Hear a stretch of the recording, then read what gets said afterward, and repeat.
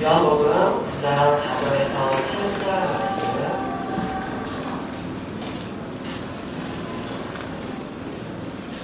제가 보이는 페이지수는 신약성경 160페이지입니다.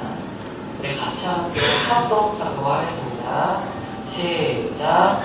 내가 성령님의 나를 부르신 이를 감당하여야 합니다. 아무리 그를 나도 할 수 없느니라. 내가 세상에 있는 동안에는 세상의 빛이로다.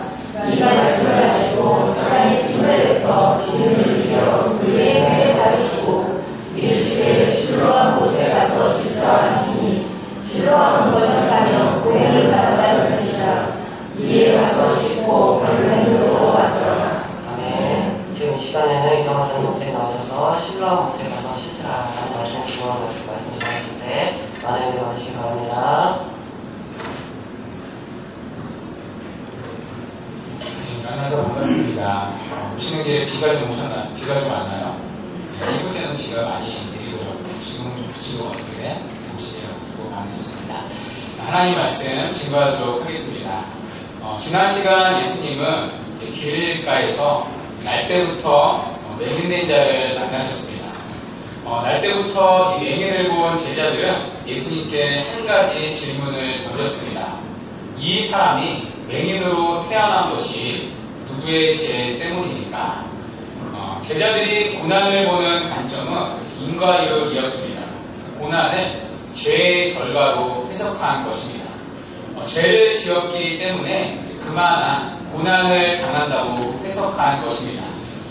그러나 지난 시간 주님은 이 고난에 대한 제자들의 잘못된 시각을 정정해 주셨습니다. 이 사람이나 그 부모의 죄 때문이 아니라 하나님의 하실 일이 있다는 것입니다. 고난의 원인이 과거가 아니라 앞으로 미래에 있다는 것입니다. 하나님의 하실 일, 목적이 있다는 것이죠. 자, 그렇다면 날 때부터 이 맹인된 자를 향한 하나님의 하실 일, 그 일이 무엇입니까? 그 일이 오늘 본문에서 소개되고 있습니다. 본문 4절인데요. 우리 다시 한번 함께 읽도록 하겠습니다. 시작. 내가 생각하는데 하나님 보내신 이를 우리가 하여야 합니다. 아니 우리니 그때는 아무도 일할 수 없느니라. 네. 본문에서 예수님은 이제 때를 말씀하십니다. 하나님의 일하실 때를 말씀하는 거죠. 그러면서 아직은 이제 낮이라고 하십니다. 이어서 이제 밤이 오겠다고 말씀하십니다. 여기서 낮은요, 예수님께서 함께 계시는 시간을 말합니다. 밤은 예수님이 떠나시는 때를 말합니다. 예수님이 십자가에서 돌아가시는 때, 죽으시는 때를 의미합니다. 자, 그런데 예수님께서 함께 계신 시간을 낮이라고 하신 이유는 무엇입니까? 자, 이어서 본문 5절에 내가 세상에 있는 동안에는 세상의 빛이로다. 그러니까 예수님께서 함께 계신 시간을 낮이라고 하신 이유는 예수님이 세상의 어두움을 밝히는 빛이시기 때문입니다. 그러니까 빛이신 예수님이 함께 계시기 때문에 이제 낮이라고 말씀하신 것입니다. 자, 그리고 이때가 이 낮이 예수님이 일할 수 있는 시간이라고 하십니다. 자, 그래서 예수님은 이제 소경에게 하나님의 일을 본격적으로 시작을 하십니다. 자, 그것이 바로 본문 6절과 7절인데요. 예수님은 땅에 침을 뱉어서 진흙을 이겨 맹인의 눈에 바르시고 실로암 못에 가서 씻으라고 하십니다. 그가 순종하여 씻었더니 이제 눈이 밝아져 볼 수 있게 되었습니다. 그러니까 예수님께서 맹인의 눈을 뜨게 하셨습니다. 그런데 이 부분에서 우리가 이해할 수 없는 예수님의 행동이 있습니다. 짧은 구절이지만 읽다 보면 이게 뭔가 하는 의문이 듭니다. 바로 예수님이 이 눈먼 맹인을 고치신 방법입니다. 이 본문 6절에 보시면 예수님이 맹인을 고치실 때 두 가지 재료를 사용을 하십니다. 하나는 침이고요. 또 하나는 진흙입니다. 예수님이 땅에 침을 뱉으십니다. 그리고 진흙을 이겨서 맹인의 눈에 직접 이제 바르십니다. 여러분 좀 솔직히 좀 이상하지 않습니까? 이 본문을 대할 때 여러분 어떤 느낌을 받습니까? 저는 솔직히 이 본문을 읽으면서 예수님이 좀 사이비 같다, 좀 돌팔이 같다, 좀 이단이 같다, 그런 느낌 들지 않습니까? 여러분, 예수님은 말 한마디로 맹인을 눈뜨게 하실 수 있는 분이십니다. 실제로 주님은 마가복음에서 에바다라는 말씀 한마디로 소경의 눈을 뜨게 하신 적이 있으십니다. 자, 그런데 주님은 왜 굳이 땅에 침을 뱉으시고 그것도 모자라 신의 진흙을 이겨 맹인의 눈에 직접 바르십니까?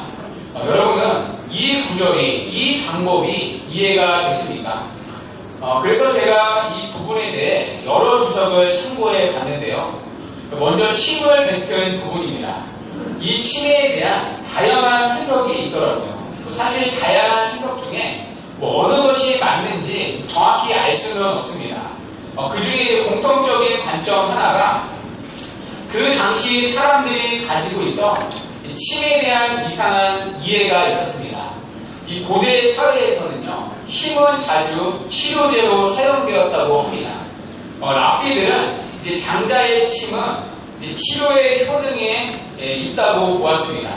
또 금식기도 하는 사람의 침에는 치료의 효능이 더 좋다고 여겼습니다. 그러니까 사람의 침에 이제 효능이 있다고 생각한 거죠.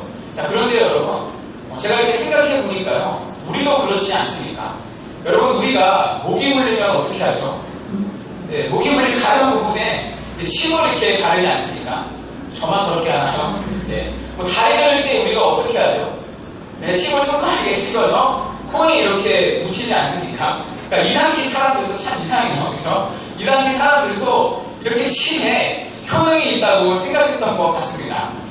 특별히 영웅적인 사람의 침에는 더 위대한 능력이 있다는 인식이 있었다고 합니다.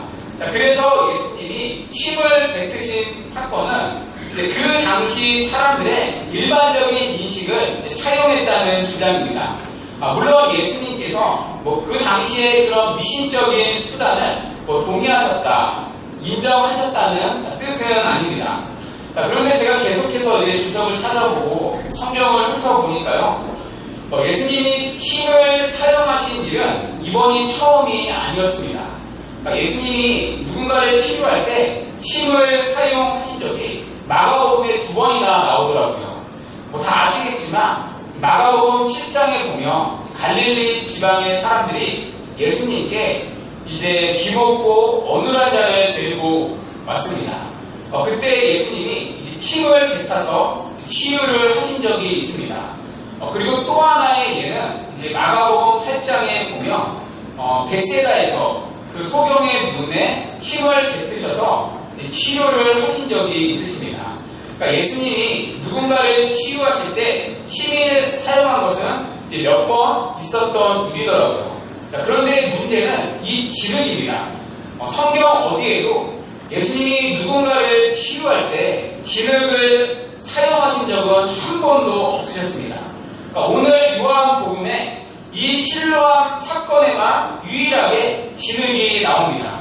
자, 그렇다면 예수님이 사용하신 이 진흙의 의미는 무엇입니까? 여러분, 우리가 곰곰이 생각해보면 여러분, 이 진흙 성경 어디에서 본 적이 있지 않습니까? 바로 창세기 2장 7절인데요. 우리 함께 읽어보도록 하겠습니다. 창세기 2장 7절 시작. 여호와 하나님이 땅의 흙으로 사람을 지으시고 생기를 그 코에 불어넣으시니 사람이 생명을 주랴. 아멘. 자, 하나님이 사람을 창조하실 때 사용하신 재료가 무엇이었죠? 땅의 흙, 진흙입니다. 그러니까 진흙을 이어서 사람을 창조하셨습니다. 자, 이 진흙이 오늘 본문의 예수님의 치유에서 다시 등장하는 것입니다. 자, 여러분 무슨 얘기입니까? 오늘 본문에 예수님의 기적은 단순히 치료 행위가 아니라 하나님의 창조를 반영하는 사건입니다. 그러니까 예수님은 지금 침과 진흙을 통해 이 사람을 뭐하는 사건입니까? 다시 창조하시는 것입니다. 그러니까 영적으로 죽을 수밖에 없는 죄인을 다시 하나님의 자녀로, 하나님의 사람으로 새롭게 만드신 것입니다.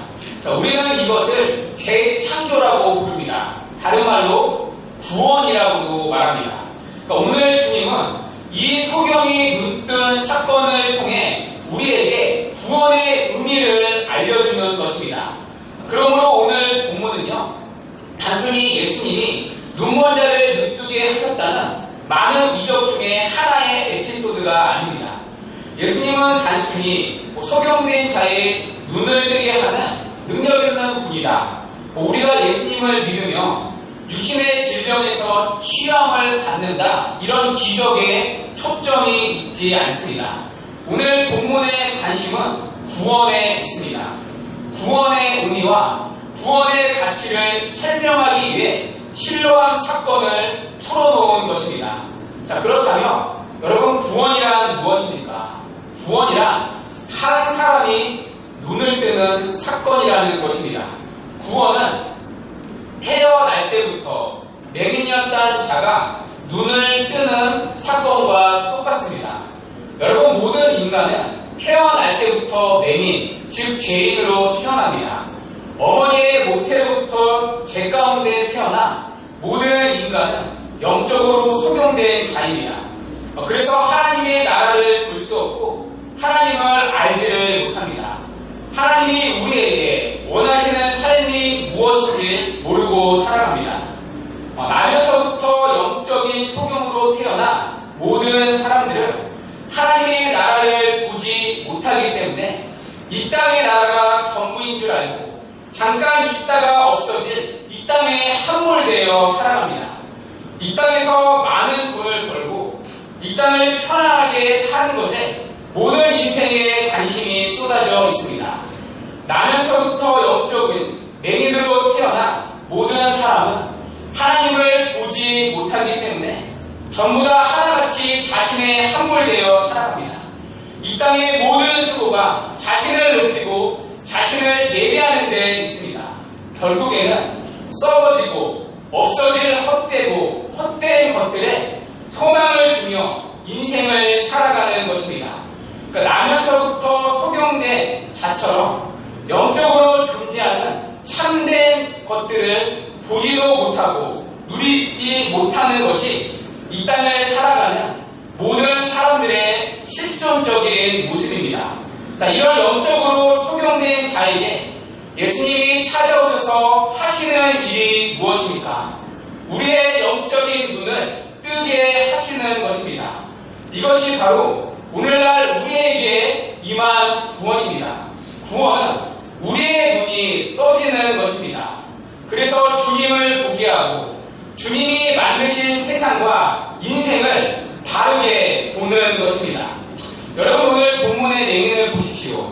이 사람은 단지 육적인 눈을 뜨는 것에 그치지 않았습니다. 영의 눈이 열려 예수를 주로 보게 되고 고백하는 자리까지 도달합니다. 여러분, 우리가 요한복음 9장 끝까지 쭉 읽어보면요, 흥미로운 부분이 하나가 있는데요, 예수님에 대한 이 사람의 인식의 변화입니다. 지금 눈뜬 맹인이 주님을 보게 되고 고백하는 단계를 보십시오. 자, 여러분, 17절에 보면 읽지는 않았지만 예수를 선지자라고 고백합니다. 자, 그런데 33절로 넘어가 보면 예수를 하나님으로부터 오신 분이라고 고백합니다. 한 단계 더 눈이 열린 거죠. 자, 그런데 마지막 38절을 보십시오. 38절에서는 주여 내가 주님을 믿나이다 라고 고백합니다. 그러니까 주님을 그리스도로 믿는 믿음의 단계까지 눈이 열린 것입니다. 여러분, 오늘 이 맹인은요, 특별히 새 가족관이나 제자 양육 과정을 밟지를 않았습니다. 자, 그런데 부인할 수 없는 한 가지 현상이 그에게 나타납니다. 바로 주님을 보는 눈이 점점 더 열린다는 것입니다. 주님이 그리스도인지를 보게 되고 고백한다는 사실입니다. 여러분, 이것이 우리에게 임한 구원과 같습니다. 옛날에 보이지 않았던 영적인 실제들이 이제는 보여지고 믿어지고 만져지고 고백되는 것입니다. 구원받은 성도는 전에는 보이지 않던 예수 그리스도를 보게 되는 눈이 열립니다. 전에는 보이지 않던 하나님의 나라를 마치 이 땅의 나라보다 더 쉽지 않은 곳으로 보게 되는 눈이 열립니다. 이 세상의 끝이 아니라 우리의 호흡이 닿는 날, 장차 우리가 가게 될 영원한 천국을 바라보는 눈이 열립니다. 그리고 그곳에서 나를 반겨 안아주실 예수 그리스도를 바라보는 눈이 열리는 것입니다. 그래서 이 땅을 바르게 보는 눈이 열리기 시작합니다. 더 이상 우리는 이 세상을 선하게 사는 정도가 아니라, 이 세상을 열심히 사는 사람 정도가 아니라, 이 세상이 얼마나 안개와 같은 허무한 곳임을 알고 세상의 헛된 것에 마음을 빼앗기지 않으며 살아갑니다. 물론 때로는 바람에 흔들리는 갈대처럼 세상에 흔들리기도 하지만, 세상이 진짜가 아닌 줄 알고 그런 것에 마음을 빼앗기지 않고 세상 사람들이 가치 있게 여기는 그런 것들에 더 이상 똑같은 의미를 부여하며 인생을 살아가지 않습니다. 세상을 다시 보는 눈이 성령 안에서 새롭게 열렸기 때문입니다. 그리고 하나님을 보게 되자 내 자신을 다시 보는 새로운 영적인 눈이 열립니다. 하나님을 보게 되자 내가 얼마나 끔찍한 큰 죄인인지 보게 됩니다. 얼마나 하나님 앞에 티끌같이 허무하고 얼마나 냄새나고 더러운 죄인인지, 나 같은 죄인이 이 세상에 없을 정도로 하나님 앞에 너무나 더러운 죄인인지를 보게 됩니다. 그리고 그런 나를 위해 십자가에 죽으신 그리스도 예수의 사랑에 눈뜨게 됩니다. 그 사랑 안에 내 자신이 하나님 앞에 얼마나 존귀한 자인지를 다시 새롭게 보는, 내 자아를 보는 눈이 열리기 시작합니다. 내 자신을 바라보게 하는 그 눈이 성령 안에서 새롭게 뜨여지는 것입니다. 그 사랑의 눈이 뜨자 자기 중심적으로 살아가는 사람이 이제는 다른 사람을 새롭게 보는 눈이 조금씩 열리는 것입니다. 그래서 여러분, 기독교 신앙은 여러분이 교회에 와서 단순히 예배를 한번 드리고 가는 것이 아니라 우리의 눈이 새롭게 열리는 것입니다. 그저 교회를 다니는 것이 절을 다니면서 절하고 기한장에 이름을 써서 얹고 거기다가 금을 색칠하고 이렇게 종교 생활을 하는 것처럼 세상의 것을 더 얻기 위해, 우리의 소원을 이루기 위해 우리는 기독교를 믿는 것이 아닙니다. 여러분, 기독교는 우리의 구원에 눈이 열림으로 말미암아 세상을 다르게 보는 눈이 열리는 것입니다. 하나님을 보는 눈, 세상을 보는 눈, 자신을 보는 눈, 세상을 새롭게 보는 눈이 열리는 것입니다. 똑같은 일상을 살아가지만, 똑같은 삶을 살아가지만 눈이 열려서 진짜 참된 영적인 실체, 그 본질을 알아가는 것입니다. 세상을 다르게 보고 사람을 다르게 보고 인생의 가치와 목적을 다르게 보는 눈이 열리고 바뀌어지는 것입니다. 영원한 하나님의 나라와 영생의 눈이 열렸기 때문에 더 이상 이 땅의 영광과 이 땅의 부요에 마음을 빼앗기는 것이 아니라 이제는 그것이 없어도 이 땅을 살아갈 수 있는 새로운 눈이 열리는 것입니다. 그래서 오늘 본문은 하나님의 은혜를 입은 구원받은 성도를 가리켜 눈을 뜬 자라고 말하는 것입니다. 여러분, 이 땅을 사는 성도는 눈먼 자들의 세상에서 유일하게 눈을 뜨며 살아가는 자입니다. 유일하게 구원받은 성도만이 세상을 바라보고 인생을 바라보는 자입니다. 그래서 오히려 세상이 주는 것들이 얼마나 허무하고 얼마나 거짓인 줄 볼 수 있는 자가 이 땅을 살아가는 눈뜬 자 성도의 존재입니다. 그래서 세상을 살아가는 삶의 목적이 달라지고 인생의 가치관이 달라지는 것입니다. 그렇다면 우리는 이 영적인 눈이 열려 있으니까 하나님을 보게 되는 눈이 떠짐으로 말미암아 세상과 인생을 주 안에서 사랑하는 여러분, 참된 구원받은 신자의 기쁨은 여기에 있습니다. 여러분, 우리가 예수를 믿는다고 상황이, 환경이 크게 변화되지는 않습니다. 여러분 삶을 곰곰이 들여다보십시오. 여러분이 예수를 믿은 이후 여러분의 삶이 전보다 훨씬 많이 좋아지셨습니까? 사실 저는 예수를 믿어 형편이 좋아지지는 않았습니다.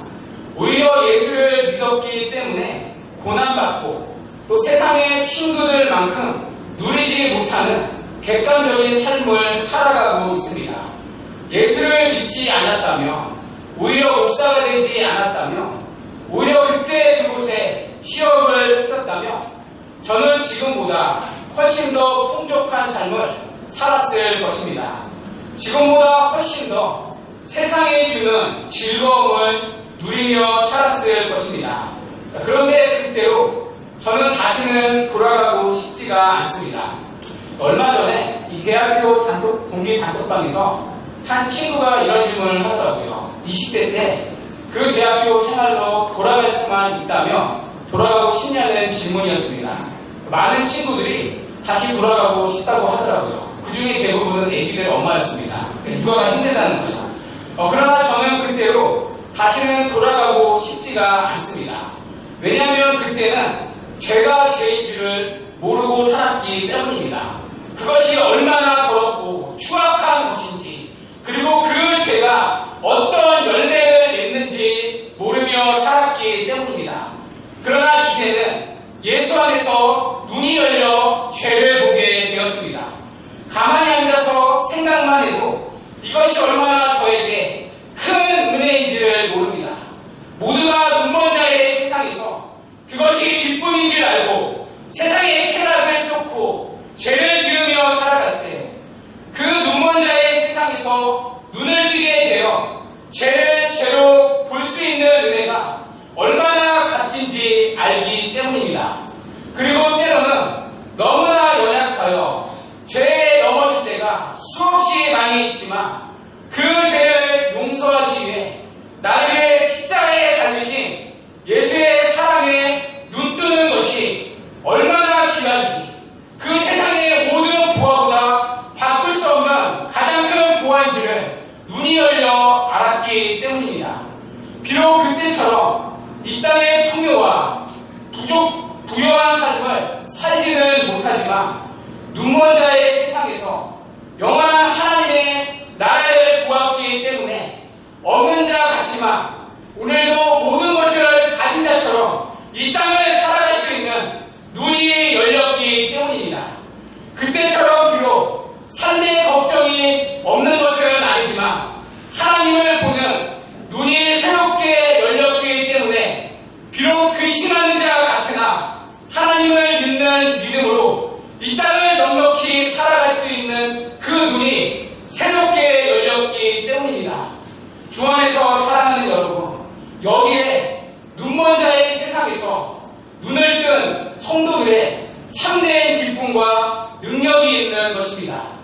그렇다면 여러분은 눈먼 자의 세상에서 눈을 뜨고 살아가고 계십니까? 그래서 참된 생명과 정말 기독교의 구원이 주는 이 기쁨과 부여를 누리고 계십니까?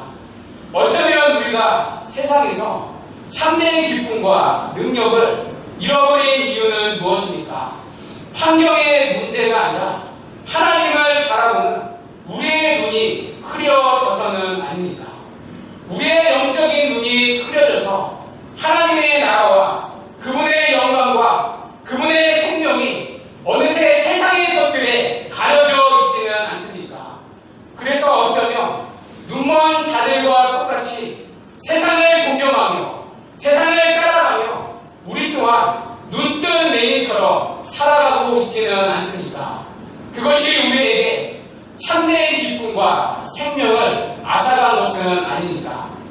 그래서 오늘 본문에서 우리는 한 가지 더 주목해야 할 것이 있습니다. 오늘 주님은 우리에게 한 가지 명령을 하십니다. 본문 7절에 보시면 실로암 묵에 가서 씻으라는 것입니다. 여러분, 사실 이것도요, 예수님의 이해되지 않는 또 하나의 행동입니다.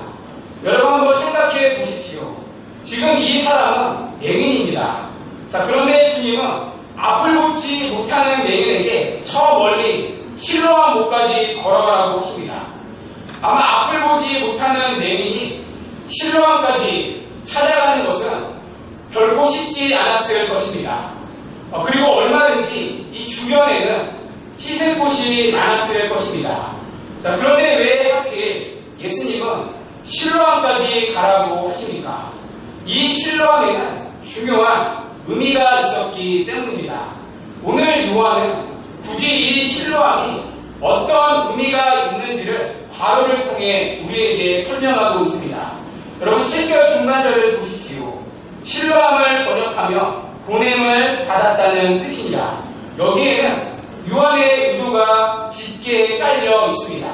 여러분 요한복음에서 보냄을 받았다. 그러면 여러분 누가 떠오르죠? 하나님께 보내심을 받은 자 예수님이 떠오릅니다. 요한복음에서 예수님은 계속해서 보냄을 받은 자로 묘사되고 있습니다. 그러니까 실로암은 하나님으로부터 보냄받은 예수님을 뜻하는 곳입니다. 실로암 못에 가서 씻었을 때 내일의 눈이 떠진 것처럼 예수님께 나아가 자신의 죄를 씻을 때 우리의 눈이 영적으로 떠진다는 것입니다. 우리의 더럽혀진 내일의 영적인 눈이 떠지는 곳은 실로암 대신 예수님을 통해 일어난다는 것입니다. 그래서 하나님은 우리를 오늘도 실로암으로 보내시는 것입니다. 한 주 동안 우리의 더럽혀진 영적인 눈을 씻으시기 위해 오늘도 우리를 실로암 대신 예수님께 보내는 것입니다. 특별히 이 실로암의 샘물은 십자가에서 흘리신 주님의 보혈로 이룬 샘물을 말합니다. 주님의 보혈로 이룬 샘물만이 우리들의 더러워진 생각들과 더러워진 삶들을 깨끗하게 할 수가 있다는 것입니다. 여러분 지난 한 주간의 삶을 돌아보십시오. 얼마나 우리들은 세상의 정욕과 죄의 유혹에 눈멀어 살았습니까? 마치 세상의 눈먼 자들 같이 우리도 눈뜬 내일로 세상을 살아오지 않았습니까? 얼마나 우리들의 생각과 인생에 추구하는 가치와 삶이 하나님을 알지 못하는 사람과 다를 바가 없었습니까? 그래서 오늘 주님은 우리를 실로암 대신 주님의 보혈로 이룬 샘물로 우리를 보내시는 것입니다. 그 주님의 보혈이 흐르는 샘물에서 우리의 죄악된 눈과 헛된 마음의 눈이 날마다 씻겨져야 한다는 것입니다.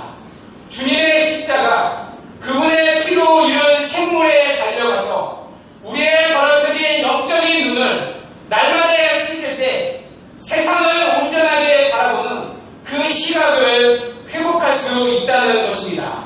그럴 때 우리는 눈먼 자의 세상에서 눈을 뜬 자로 세상이 볼 수 없는 참된 영적인 실제를 누리며 세상을 다르게 살아갈 수 있습니다. 그래서 우리가 언제나 달려가야 할 실로암은 어디에 있습니까? 바로 주님의 십자가, 그 보혈의 피로 이룬 샘물, 바로 그것이 우리가 달려가야 할 실로암이라는 것입니다. 주 안에서 사랑하는 여러분, 새롭게 시작하는 한 주, 오늘도 흐르는 주님의 보혈의 샘물에서 우리의 눈을 씻고 영적인 눈이 떠지는 은혜가 있기를 바랍니다. 그래서 눈먼 자의 세상에서 눈을